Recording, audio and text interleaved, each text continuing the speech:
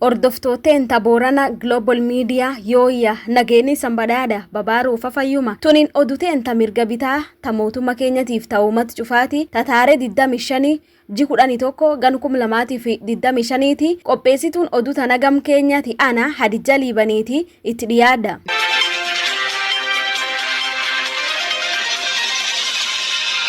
jalqaba oduuteen irratti dameen every girl's dream jedhani ta arda isiyolloo yalaf garbattuulaa yaani hammeen qabaanqaba ijoollee dubra gumi barsiisan ka ilmaan dubra qabaanqaba intochina jedhan marro lafedduu guddoo ilmaan dubraati qabaanqaba tochan keessuma gisee amma manbarannoota hidhanii ijoollee minum jirti kan akka jalqabduun dame suni Aisha Hussein Rooba himtuutti fulaan akka Boojii Duusee Malkadaqaa fi Garbattuulaa akka malee qabaanqaba ilmaan dubra sun tochanii jetti ka waan jedhan dhiyeen kana guddinni nama dhossaan tochaa jetti marro akka warri jedhuutti sunini aada duriiti ammoo gulum yaanii lakkimnuu jedhan. We feel the need of constantly engaging these people on the issues of FGM because they are still holding on to the culture and they feel like it's a very sacred culture that has been there for a very long time and they are not ready to give it up anytime. Wanafanya ingawaje wanafanya ikiwa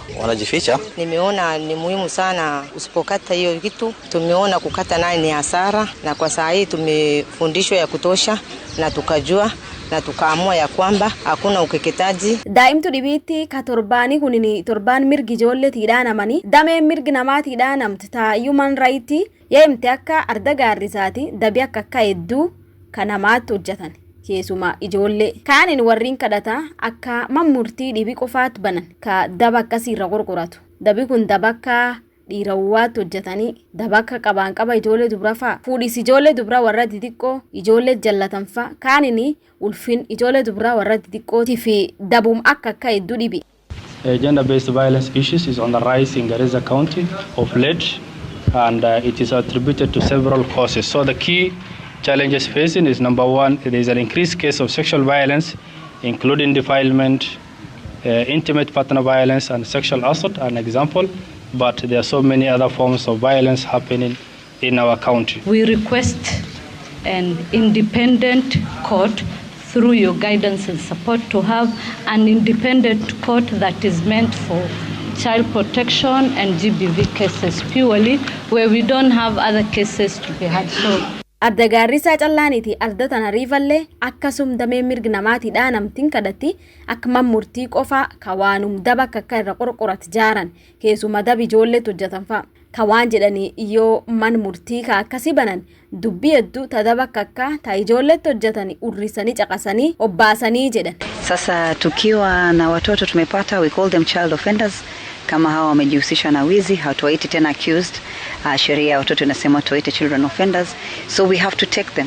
Na kutoka hapa to Malindi is over 100 kilometers. Ni changamoto hata kwa polisi, hata kwa ofisa wa watoto to organize the coordination between moving a child from here all the way to juvenile. So tumejaribu kumobilize sisi kama shirika. What we are doing currently in Hola Locals ambayo pia tuna aim kufanya hapa Gariseni Locals ni kufacilitate the gaps ambazo zinapatikana katika hizi cases za watoto. Unapata kwamba kesi ya mtoto imekaa mwaka au zaidi hata ya mwaka. Daayimtuu dhibiitti wararda marsabeeti in kadhatanii akka warri sagalee sooratan akka dansa laallatan akka faayidaba alsas jedhan ka madagaraa irra ufeegatan dhaamskan namii baase nam durdeemama wallaansa guddaa harda marsabeeti Steve Seretti ka waan jedhu marroo hedduu faayidabii alsasii ka madagaraa wanne akka mala dhufanii sagalee nu soorannuu jedhe kaayoo namii akka dansa alsas sun ofirra laal kaansa garaafa fuudha ka inni man oduu tokko arda marsabeetii keessa dubbatinni in kadhata akka biitii sagalee acids qabdu irra ufeegattu marroo mar hedduu faayida baalsasii suniin dhuftii jedhe. Qixxissuu daa'imtuu seenarraatti barsiisotii damee JSS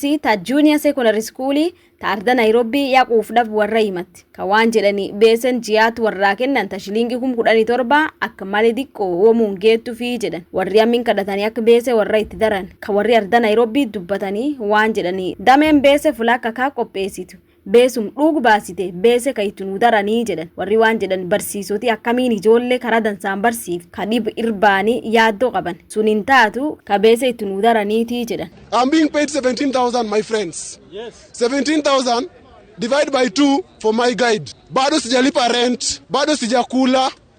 bado sijalipa transport. Ili ni move from one point to the next point, I need motorbike. How do you expect me to teach a learner in the class nikiwa depressed? Teacher goes to class destabilized, the mind so lopsided, obnoxious things in class. There's no delivering. And so if the government values the well-being of a learner, not even a teacher, the well-being of a learner, they have to confirm these teachers now. Galatoom hordoftoota Boorana Global Media oduu teenta mirga bitaata gam Keenyaa guyyaa raas gittisa oduu hedduu dhibii fi barannoota akka hedduu dhibii garum channel teenta Boorana Global Media tanaatti sanii qopheessina ubaddi qopheessituun daa'imtu tana gam Keenyaati ana Hadija Liibaniiti akkasumni hordofaan waliin jiraadha saniin jedha.